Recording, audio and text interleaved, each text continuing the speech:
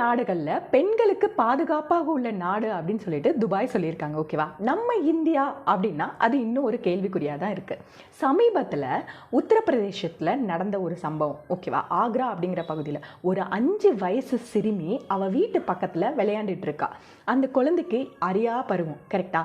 அந்த டைமில் அவளோட அதே சேம் பகுதியை சேர்ந்த ஒரு ஆள், ஓகேவா, அந்த குழந்தைகிட்ட ஆசை வார்த்தை பேசி கோயிலுக்கு கூட்டிகிட்டு போயிட்டு அந்த பொண்ணை என்ன பண்ணியிருக்காங்க அப்படின்னு பார்த்தீங்கன்னா, பொண்ணுன்னு சொல்ல முடியாது, அந்த குழந்தைய பாலியல் வன்கொடுமை பண்ணியிருக்காங்க. இந்த செய்தி பரபரப்பாக உத்தரப்பிரதேசம் ஃபுல்லாக எல்லாரும் பேசிகிட்டு இருக்காங்க.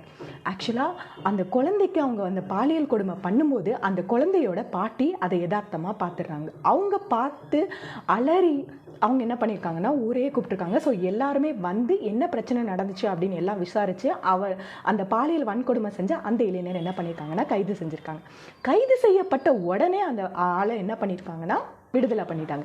ஏன் விடுதலை பண்ணியிருக்காங்க அப்படின்னு கொஸ்டின் எழுப்பும்போது அவன் வந்து ஒரு மனநிலை சரியில்லாதவன் அப்படின்னு சொல்லிட்டு அவங்க பெற்றோர்கள் சொல்லியிருக்காங்க. அதனால் விடுதலை பண்ணிட்டோம் அப்படின்னு சொல்லிட்டு கொஸ்டின் ஆயிருக்கு.